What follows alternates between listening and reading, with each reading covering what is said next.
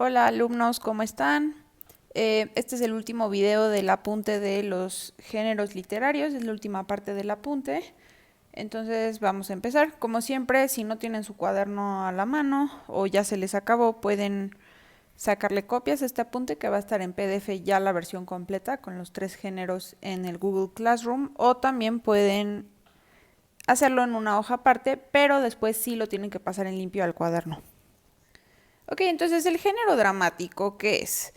Es un género cuya principal característica es la representación a partir de elementos visuales y sonoros. Esto quiere decir que aquí no vamos a ver palabras escritas o no vamos a escuchar solamente alguien contándonos una historia, sino que también vamos a ver la representación de las acciones de esa historia a partir de estos elementos. ¿Qué son ejemplos de elementos visuales y sonoros? Tenemos, por ejemplo, los actores. A los actores los estamos viendo. La escenografía, que también contribuyen a que entendamos la historia que se nos está representando. También hay expresiones faciales y corporales, que obviamente tiene que ver con los actores y la manera en la que actúan. El vestuario también es muy importante, nos puede indicar época, nos puede indicar también características del personaje, por ejemplo. La iluminación también puede crear distintas atmósferas, la música, etcétera, ¿no? Entonces en el teatro no es nada más los actores, sino que hay muchísimos otros elementos visuales y sonoros que contribuyen a generar una atmósfera determinada y a transmitir la obra en sí, ¿no? La historia y lo que se pretende que esa historia genere en el espectador. Entonces, eso es importante, lo voy a añadir aquí. Cuando hablamos del género literario, no vamos a hablar de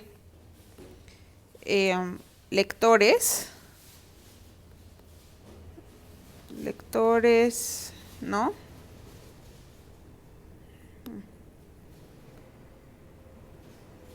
Sino de espectadores.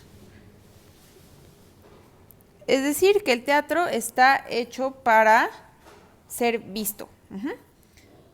Ahora, claro que podemos leer teatro. Muchas obras de teatro, ustedes sobre todo en la escuela las vamos a conocer a partir de lecturas, pero a estas lecturas se les llama el texto dramático. También les pongo aquí este concepto.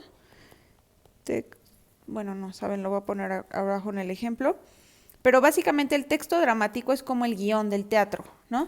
Y entonces ese texto dramático es nada más el soporte, pero el teatro siempre desde su inicio está siendo pensado idealmente no para ser leído, sino para ser representado, para ser visto.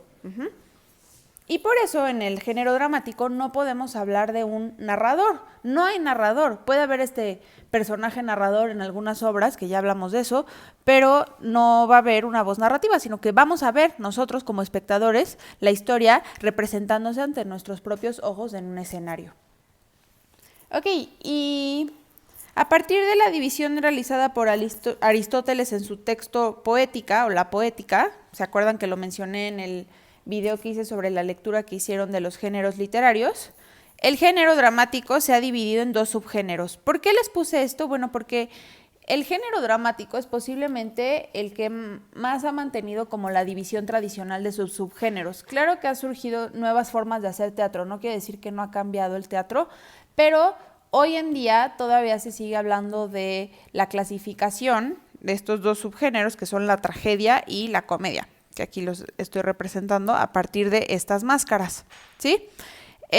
Porque, bueno, básicamente esa división viene de Aristóteles en Grecia, imagínense, en el siglo IV antes de Cristo, y entonces él se pregunta cuáles son las diferencias entre las tragedias y las comedias. Porque en la antigua Grecia, básicamente, esos eran los 2 géneros teatrales que se hacían, y en Grecia podemos encontrar la cuna de todo el teatro occidental. Ahí se fundó el primer teatro, ahí surgió la idea del actor por primera vez, la idea del diálogo, etcétera. Bueno, les puse estas máscaras porque también se relacionan con la antigua Grecia y con el origen del teatro, al menos en el hemisferio occidental del mundo. Porque en esa época los actores no mostraban su rostro, sino que usaban máscaras enormes, y esas máscaras pues justo representaban mucho acerca de la psicología o el estado emocional de los personajes. ¿Por qué eran máscaras tan grandes? Porque en el teatro griego, pues los espectadores se sentaban, o sea, iba toda la ciudad a ver el teatro, entonces tenían que ser lo suficientemente grandes como para que todos pudieran ver el rostro de estos personajes, ¿sí? Y de esa idea surgen estas máscaras ya muy conocidas, que son la máscara que está triste o agobiada y la máscara feliz, una con otra, y que representan justo estos dos subgéneros dramáticos que vamos a ver ahorita. El primero es la tragedia. ¿La tragedia qué es? Bueno, y eso es importante. Muchas veces se confunde el género dramático con que el tema tenga que ser dramático, ¿no? El género dramático es aquel en el que pasan muchos dramas. No, no es una telenovela. El género dramático tiene tanto temas tristes como temas felices, y esa es justo la división. La tragedia tradicionalmente se le relaciona con esta máscara de aquí. No quiere decir que en todas las tragedias todo lo que pase sean desgracias, pero por lo general sí. ¿Por qué? Porque es teatro en tono elevado, es decir, tono de importancia, ya lo habíamos visto, esta idea del tono elevado, que trata temas pues importantes, difíciles, y tradicionalmente con personajes pues elevados, ¿no? Por ejemplo, personajes pertenecientes a la nobleza. Tradicionalmente en la tragedia todos los personajes, la tragedia griega, son o héroes, o dioses, o semidioses, o reyes, ¿no? Gente de la nobleza. Y entonces el tema principal, y así es como lo define Aristóteles, es la inevitabilidad del destino. Esto a lo mejor le suena porque ya habíamos visto este tema aparecer en la Odisea, ¿no? Y esta lucha que tiene constantemente el personaje de Odiseo contra su propio destino. Entonces, esta idea de la inevitabilidad del destino se va a aparecer una y otra vez, no solamente en las tragedias griegas, sino también en tragedias, pues ya a partir del Renacimiento en Europa.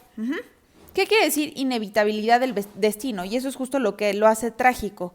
Bueno, que el hombre en las tragedias se muestra como los seres humanos están sujetos a las fuerzas del destino y que no importa cuán fuerte sea su voluntad, finalmente ese destino acaba por determinarlos, y eso es lo que lo hace tan trágico. Y por lo general el final es trágico. De hecho, para Aristóteles una clave de una buena tragedia es que el final sí fuera trágico. Si el final no era trágico, si no se creaba esta compasión y esta tristeza respecto al personaje, entonces había fracasado como tragedia. Pero también hay ejemplos de tragedias en las que al final todo se arregla, aunque el tono haya sido pues más bien triste. Les puse aquí dos grandes ejemplos de tragedias, hay muchísimos, fue por seleccionar dos y que suenan mucho y que van a oír mucho. Una es Edipo Rey, de la antigua Grecia, de Sófocles, que se basa en el mito de Edipo Rey. Si a alguien le interesa por ahí, lo pueden buscar. De hecho, la idea es que en algún momento, no sé si este año, pero pronto, leamos esta tragedia griega. Y bueno, el personaje de Edipo Rey, no les quiero ahorita arruinar la historia, pero si investigan, básicamente es una víctima del destino. Y él, tratando de huir de su propio destino, creyendo que podía escapar de ese destino, no se da cuenta que justo las acciones que realiza para tratar de escapar de ese destino son las acciones que determinan su trágico final. Y otro ejemplo muy conocido, muy sonado, es por supuesto Romeo y Julieta de Shakespeare. Otras obras de Shakespeare también son grandes tragedias conocidas. Hamlet, por ejemplo, Hamlet, Macbeth, Romeo y Julieta son tres grandes ejemplos de tragedias, porque en los tres se demuestra este tema de lo trágico que es el destino, ¿no? Entonces, Romeo y Julieta, creo que varios conocen la historia. Les hago un mini resumen. Básicamente, Romeo y Julieta son dos jóvenes que viven en Verona, en Italia. Ellos se enamoran el uno del otro, pero el problema es que son de familias que tienen una enemistad, o sea, familias que se odian entre sí. Y entonces, básicamente, es un amor prohibido, pero ellos están profundamente enamorados y hacen todo por estar juntos. Y hacia el final se quieren fugar juntos, pero para poderlo hacer, el plan es fingir su propia muerte, pero básicamente Julieta le pide al boticario un veneno que tiene que tomar que va a hacer parecer que está como si estuviera muerta, ¿no? La va a dormir, pero tan profundamente que su respiración se vuelve casi imperceptible. Y entonces Romeo, cuando la ve, o sea, ese era el plan parte del plan de Julieta para poder estar con Romeo, pero Romeo no sabía de ese plan. Romeo, por azares del destino, termina viendo a esta Julieta que parece muerta. Y entonces él bebe veneno que de verdad sí te mata, se muere, porque prefiere estar muerto a vivir la vida sin su amada. Y cuando Julieta despierta, lo ve junto, muerto, y entonces ella también se suicida. Y ese es el gran final trágico, ¿no? Pero finalmente estos personajes podríamos decir que sí acaban escapando a su destino porque aunque en vida el destino determinaba que no pudieran estar juntos, pues al final la idea es que en el más allá se reencuentran. Entonces después aquí un fragmento justo del final de lo que acabo de explicar, lo vamos a leer y quiero que observen los rasgos de el género dramático aquí. Este justo es un texto dramático, es decir, es el soporte, el texto en el que se basaría la representación, pero esto originalmente es nada más para los actores y para el director. Esto no lo va a ver el público va a ver a los actores leyendo estos diálogos, ¿ok? Entonces vamos a ver. Julieta dice, padre, hablándole al padre de la iglesia. Padre, porque están en una iglesia, están como en una catacumba cuando se despierta. Esto ya es después de que Romeo tomó el veneno para matarse porque creía que ella estaba muerta y ella apenas está despertando. Padre, ¿dónde está mi esposo? Ya recuerdo dónde debía yo estar y allí estoy. Pero, ¿dónde está Romeo, padre mío? Fray Lorenzo, que es el padre. Oigo ruido. Deja tú pronto ese foco de infección, ese lecho de fingida muerte. La suprema voluntad de Dios ha venido a desbaratar mis planes. Sígueme. Tu esposo yace muerto a tu lado, y Paris muerto también.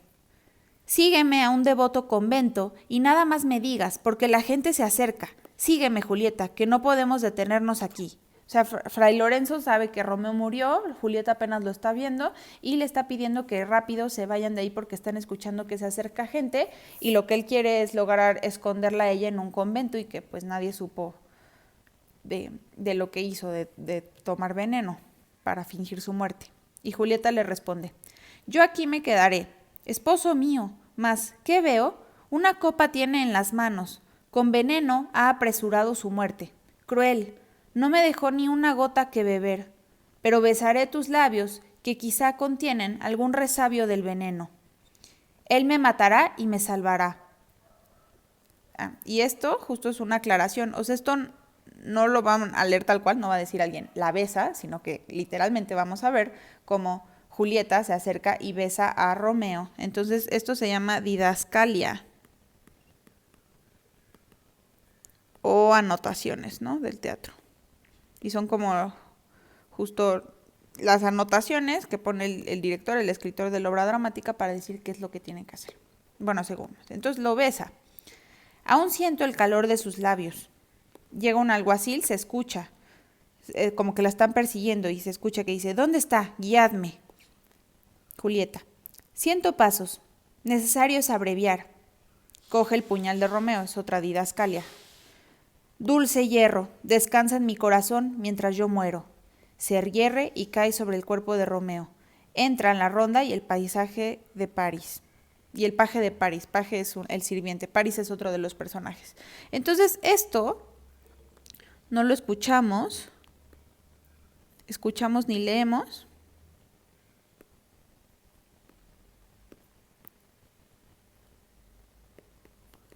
Lo vemos.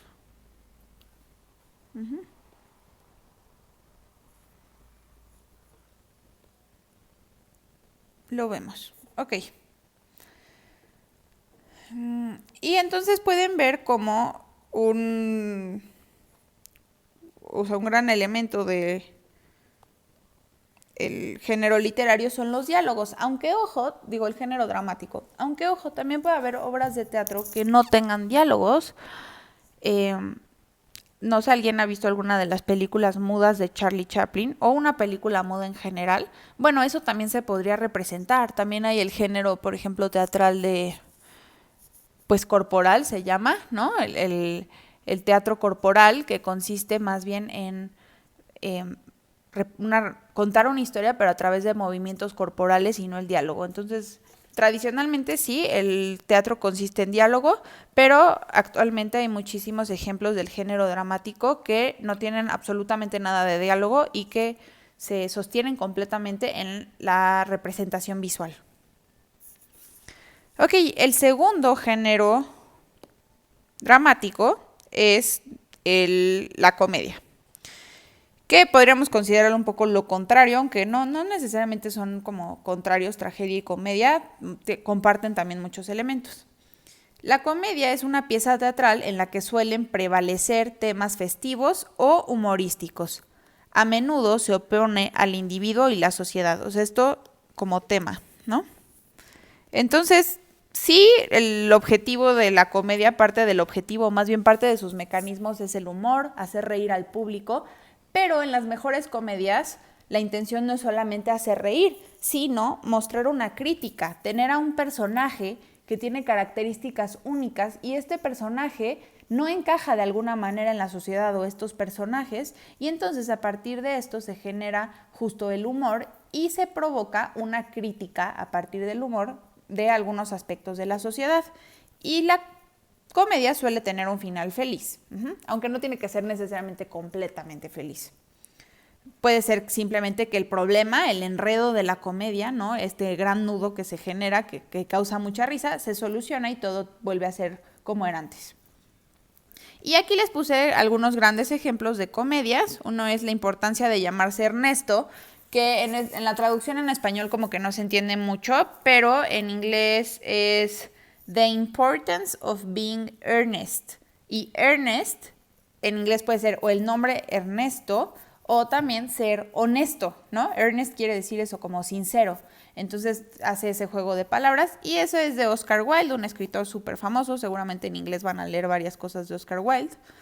Otro, en España hubo muchísimos grandes dramaturgos que generaron comedias importantes. En esa época, las comedias de esa época se llaman comedia de capa y espada, y es que muchas veces era como de estos personajes nobles, ¿no? Que llevan capa y que llevan espada y que dizque peleaban por el amor de la amada. Uno es El burlador de Sevilla, de Tirso de Molina, y otro ejemplo muy divertido es El retablo de las maravillas, de Miguel de Cervantes.